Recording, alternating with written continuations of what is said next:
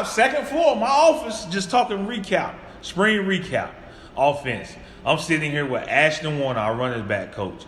I tell you, it's been fun. I got a chance to watch this young man grow into the profession, and I'm seeing him continue to get better, doing a great job with our running backs. You know, he had a chance to stepped in and coach Leonard Tillery, and he's been producing great running backs ever since. So we get a chance to sit here and welcome to the show. Welcome to the show, Coach Warner. Thank you, Coach. Thank you for having me.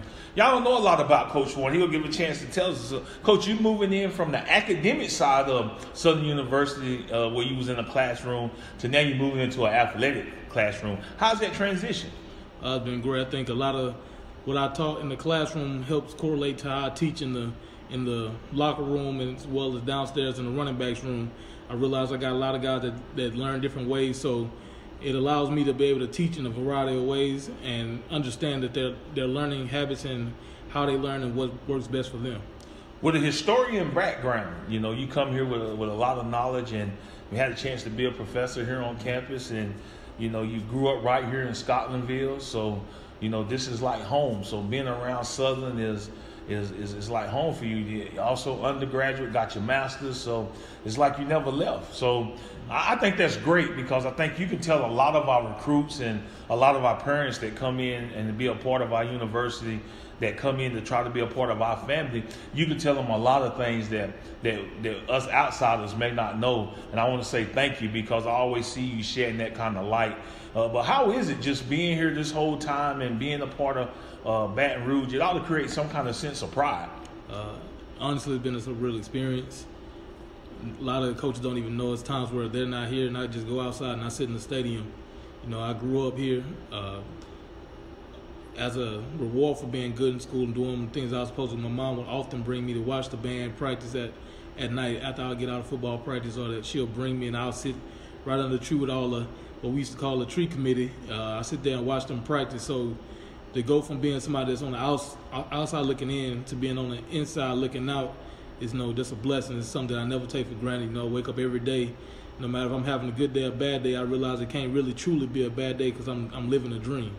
Well, that's no better way to put that, Coach Warner, and I'm just excited for you, and I'm grateful to have you a part of this staff, because, you know, I understand the transition, I understand the sacrifice, and, you know, the reward is always in our hard work, and I'm just so grateful that in due time, I think that, you know, once we get into the new fiscal year, I'm going to be able to bless you guys with hopefully some money that they have told me that we're going to get to be able to help our staff and raise those guys up, because I understand the long hours and the dedication and hours away from family, and I'm appreciative to be in this spot to be the head coach and be able to talk to you guys right here on the Dawson Ozum Show today about spring recap. But I think it's good also for fans to get to know who Coach Warner really is as a person. Coach, I hear you go hunting a lot too or something. You know, y'all like to kill stuff over there. Oh, yes, sir. My dad believes if you go out in the woods, you better come back with something.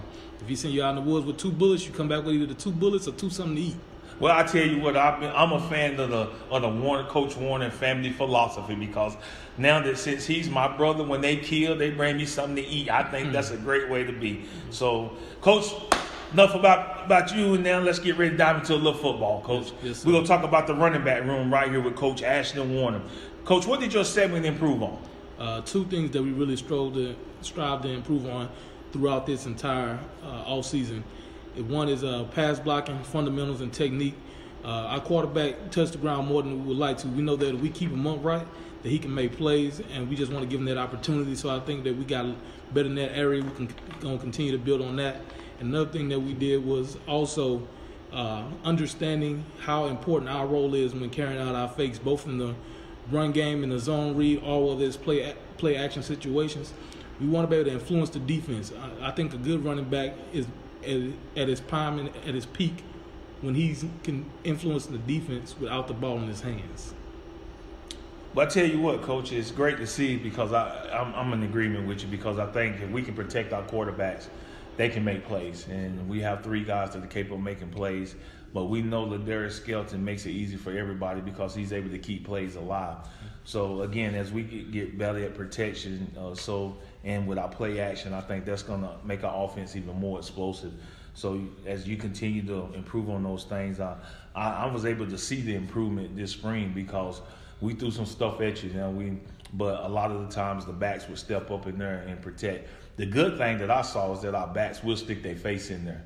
And when they go do that, we got a chance to be successful with our protection. Yes, sir. Coach, when we talk about the depth chart and the changes, okay, we just want to see where we are with our running back position. Devon been holding steady as our starter. He knows the offense. He plays well. He's confident and comfortable in what he's doing, and that creates a certain amount of confidence and trust in me and him. So he's holding steady at our number one. With Indiana transfer Craig Nelson stepping up to the plate, as well as Chris Chaney, who's running a tight race for who will be the number 2. We have some guys that's going to fill in, and we're not going to miss a beat. And as well as Darby Young Prophet, he's a kid that came out of Southern Lab right here in our backyard, has a lot of talent, has a lot of ability, and understands what we want to do.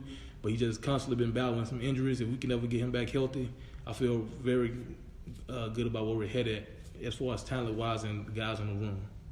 Well, I tell you what, that depth chart is shaking out. Very competitive room.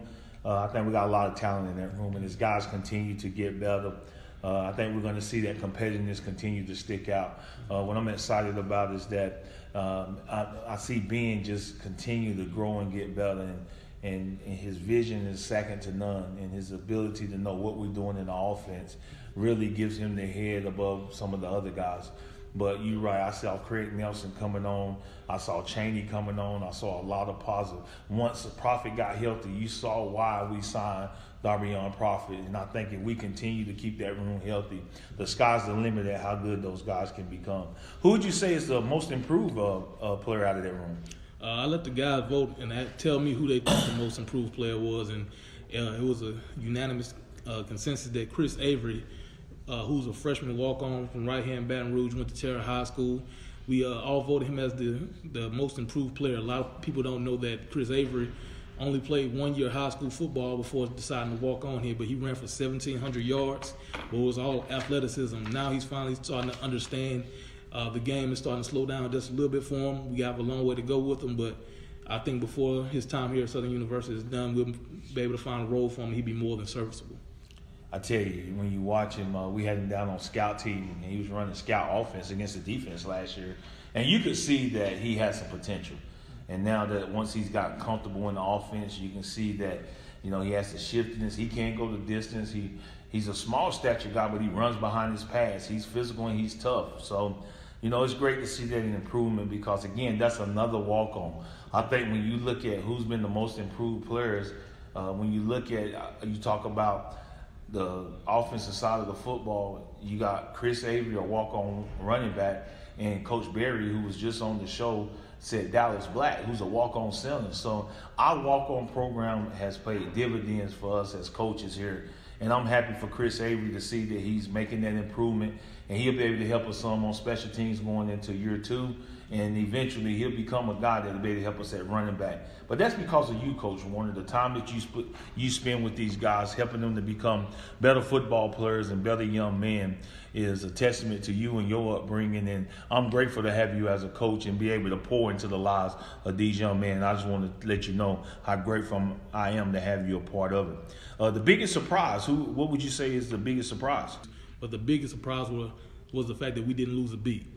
We had Craig Nelson, like I said, Chris Chaney step up as well as Darby Young Prophet. So we had a guy to leave that we were really counting on, but we had some guys to step up, and there was no break in the chain. So we're still as strong as we were before, and now we can just continue to build on that and get better. So we're looking forward to it. But the biggest thing is, you're right, Craig Nelson stepped up, coached the Indiana transfer, did an outstanding job of running behind his pass, and I think that elevated Chris Chaney game. Chris Chaney is one of those guys that has done nothing but improve since he's moved to the running back room. And then I saw all of a sudden a light switch came on with Prophet. So you hit the nail on the head with that room, and we don't miss a beat around here, Coach. We call it a bucket of water philosophy. You stick your hand in there, just look at how fast the hole closes. It's guys waiting and biting at the bit to get their opportunity, and we've created that competitiveness in our program, and I look forward to see that room improve going forward. Tell us a little bit about the off-season outlook. I think that we have a very positive outlook going into this off-season. We grew in some areas that we were expecting to grow in, and that was vital to our success. And now we need to just focus on what we built on, and continue to build on it to continue to get better. One thing that we're also excited about is the addition of Travion Benjamin, who is a freshman that'll be entering Inner Southern University this summer. We're really excited about him. We've seen what he can do in high school. 2,200 yards on the ground and 45 touchdowns. That means he's explosive. And adding that type of explosive guy to our room can only elevate the room, and it does wonders for our depth. I tell you what, the offseason is going to be great to watch these guys compete and get in that weight room, get bigger, stronger, and faster.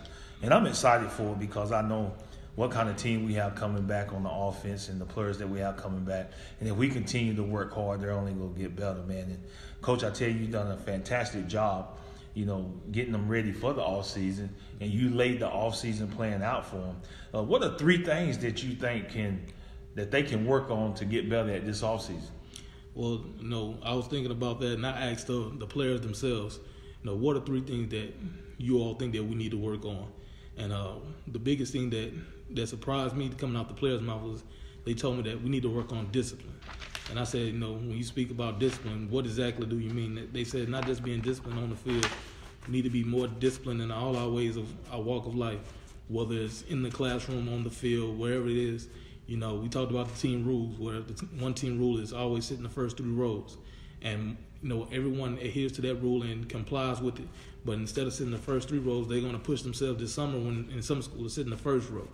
And, if you have guys that are looking at that type of discipline and trying to do that, then it's going to work wonders for us off the field. Off the field and on the field, I'm sorry. Another thing they said they want to do is we want to bring the juice, okay? At Southern University, we call our offense the blue machine. A machine is, made of different parts, and each part have to work together in order to make the machine go. And each machine needs some type of energy source. When you drive a vehicle, you need gas to make it go. So, and the more gas you have, the harder you push down on that gas pedal, the faster that car goes. So they said that's what they wanted to be. They want to be the juice. They want to be the gas that gets this machine going forward. Last thing that I think that we needed to really work on, we want to be able to finish each and every play, whether it's a block, whether it's a catch, whether it's a run.